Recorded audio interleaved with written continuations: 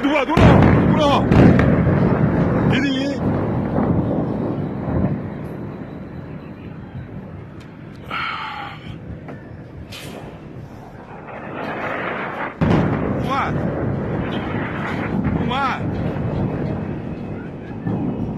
संयुक्त राज्य अमेरिका की सेना आधिकारिक तौर पर बड़े जमीनी आक्रमण की तैयारी में है।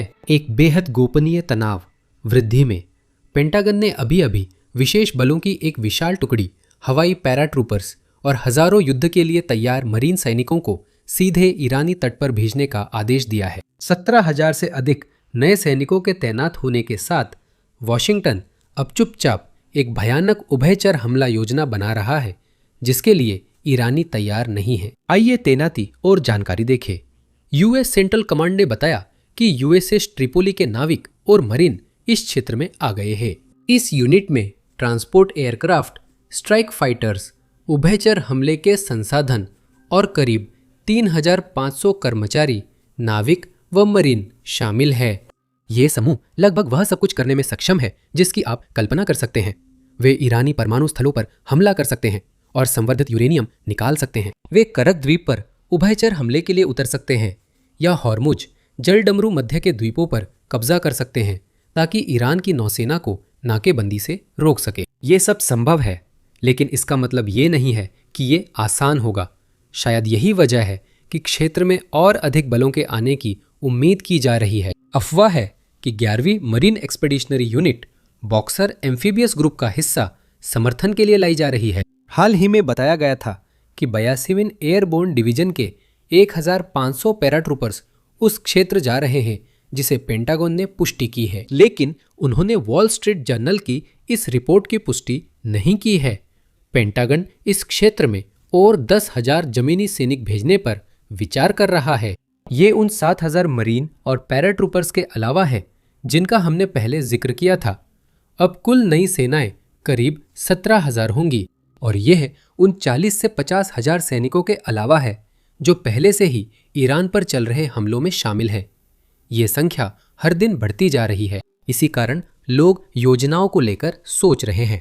2 दिन पहले विदेश मंत्री मार्क रूबियो से सीधे पूछा गया था कि इतने सैनिक क्षेत्र में क्यों भेजे जा रहे हैं। ये और क्या हो सकता है सिवाय एक जमीनी अभियान के? खैर, उनका जवाब सुनिए। मध्य पूर्व में भेजे जा रहे सैनिक सर, वे और क्या कर सकते हैं सिवाय संभावित जमीनी हमले का रास्ता तैयार करने के? जब आप कई हफ्तों की बात करते हैं, क्या आपको चिंता है कि इससे अमेरिका उसी लंबे संघर्ष में फंस सकता है जिससे बचने का वादा राष्ट्रपति ट्रंप ने किया था? ये कोई लंबा संघर्ष नहीं होने वाला है टॉम। जो उद्देश्य मैंने आपके सामने रखे हैं, मैं उन्हें फिर से दोहराता हूँ, क्योंकि मैं ये रिपोर्टें देखता हूँ। ऐसा लगता है कि बाकी लोग ये नहीं समझ पा रहे हैं कि उद्देश्य क्या है।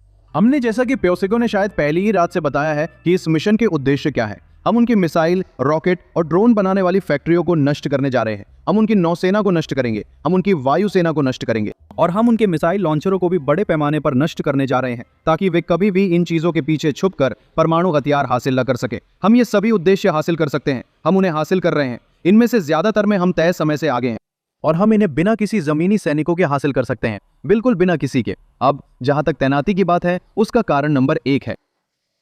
राष्ट्रपति को कई परिस्थितियों के लिए तैयार रहना होता है, जिन पर मैं चर्चा नहीं करूंगा।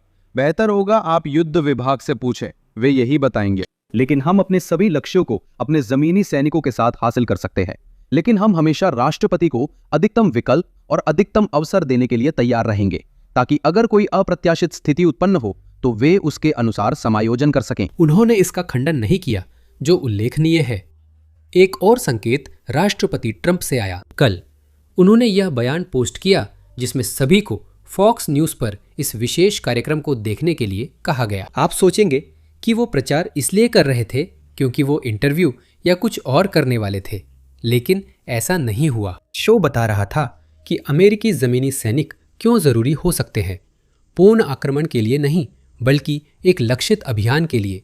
एक क्लिप सुनिए। अब इससे पहले कि हम आपको वो दिखाएं, बस एक जल्दी सा याद दिला दें कि नीचे दिए गए लाइक और सब्सक्राइब बटन को जरूर दबाएं। ये वाकई में हमें एल्गोरिदम में मदद करता है। और अब पेश है वो हिस्सा। जमीन पर सैनिक, उन्होंने कहा था, जमीन पर कोई सैनिक नहीं।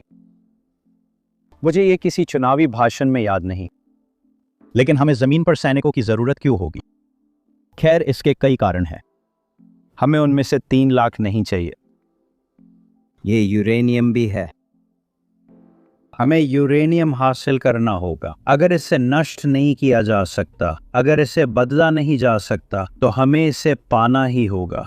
जैसा कि मैंने अभी कहा, आप इससे रेडियोधर्मी बम बना सकते हैं और समय के साथ आप अब भी उन्नत मिसाइल बना सकते हैं। तो आपको यूरेनियम तक पहुंचना ही होगा। इसी वजह से मैं अखबार में पढ़ रहा हूं। हम 82वीं एयरबोर्न की बात कर रहे हैं। हम इन बेहद खास स्पेशल फोर्सेस और अलग अलग सैन्य सेवाओं वगैरह की बात कर रहे हैं। वो लाखों की तादाद में रेगुलर आर्मी और इन्फेंट्री भेजने की बात नहीं कर रहे हैं। जिन लोगों की वो बात कर रहे हैं, जिन यूनिट्स की वो बात कर रहे हैं, वे स्पेशलाइज्ड हैं। और आप जानते हैं और क्या, मुझे रीगन प्रशासन में अपने दिनों की याद है। उनमें से कई ऐसे बल के लिए प्रशिक्षित हैं कि वे संवर्धित यूरेनियम सुरक्षित करें। कई लोगों को ऐसे पदों के लिए प्रशिक्षित किया गया है। अब कई लोग कह रहे हैं कि यह साफ संकेत है राष्ट्रपति एस्ट्रेनो ने अमेरिकी जनता को आगे क्या आने वाला है उसके लिए तैयार कर लिया है। अब मैं कोई सैन्य विशेषज्ञ नहीं हूं, लेकिन जब मैं ऐसा कोई हिस्सा देखता हूं तो मुझे वास्तव में कम यकीन होता है कि अमेरिका यूरेनियम के पीछे जाएगा। और इसका कारण ये है, सिर्फ एक ही लक्ष्य है जहां सेना को अंदर जाना होगा, वो है एस्फहान परमाणु संयंत्र। और अंदाजा लगाइए, क्या सिर्फ हम ही नहीं थे जो उस हिस्से को देख रहे थे। राष्ट्रपति ट्रंप द्वारा उसका प्रचार किए जाने के बाद मुझे पूरा यकीन है कि ईरानी भी उसे देख रहे थे। इसका मतलब ये नहीं कि ईरानियों को पता नहीं था कि अमेरिकी सेना यूरेनियम लेने की सोच रही है। मुझे यकीन है उन्हें पहले से पता था। मुझे यकीन है कि अमेरिकी कमांडर भी जानते हैं कि ईरान को यह मालूम है। अब लगता है ईरान को यकीन हो गया है कि न्यूक्लियर फैसिलिटी पर कुछ होने वाला है। इससे वह जाल बिछाने के लिए आसान टारगेट बन जाएगा, जिसे अमेरिकी फोर्सेस के आने पर दूर से एक्टिवेट किया जा सके। शायद मैं ज्यादा CIA शोज देख रहा हूं, पर मुझे लगता है कि जब राष्ट्रपति सार्वजनिक रूप से किसी बात का इशारा करते हैं तो ईरानी फोर्सेस जाल बिछा सकती हैं। मैं ये नहीं कह रहा कि ईरानी फोर्सेस उन स्पेशल फोर्सेस से लड़ पाएंगी, बिल्कुल नहीं। ईरानियों के लिए भरोसेमंद जाल बिछाना मुश्किल नहीं होगा, चाहे जीप के लिए ना सही, सिर्फ भारी हताहत पहुंचाने के लिए।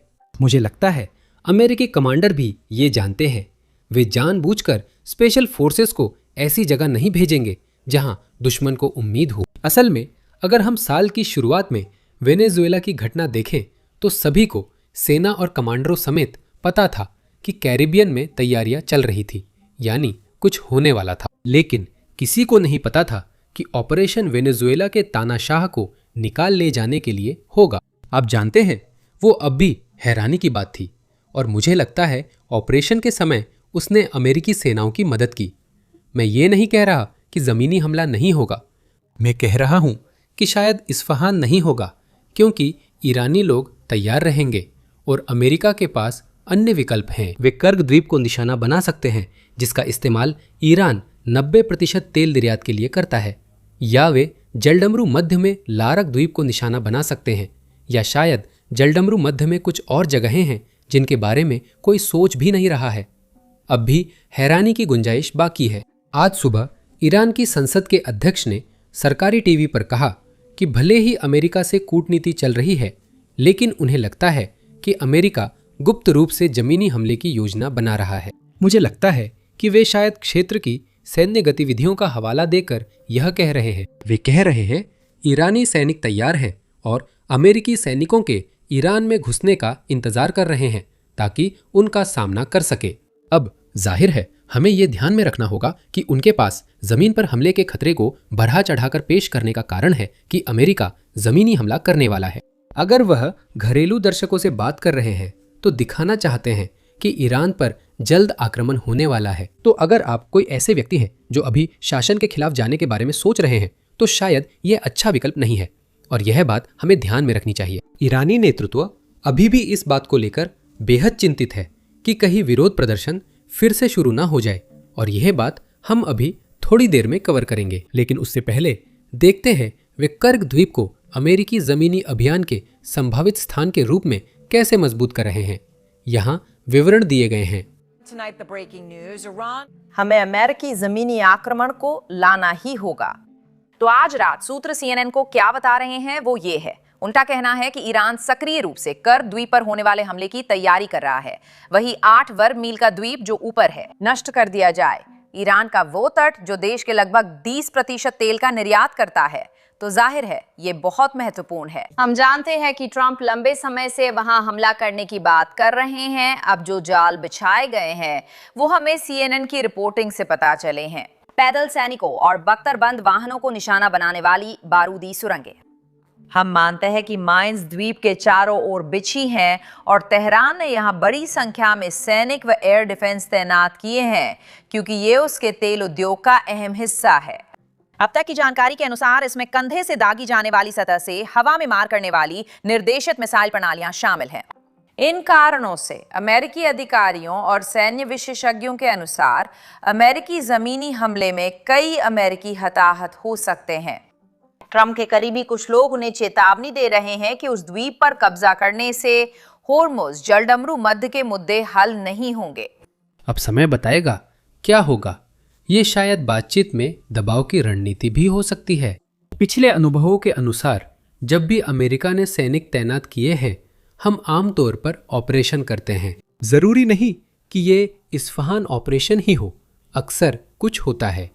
अब बात करते हैं कि ईरानी नेतृत्व किस बात से चिंतित है, और वो एक विरोध प्रदर्शन है जैसा जनवरी में था। नेतृत्व ने हाल ही में जनफा नामक अभियान शुरू किया है जिसका अर्थ है जीवन की आहुति, और इसका उद्देश्य स्वयं सेवकों की भर्ती करना है।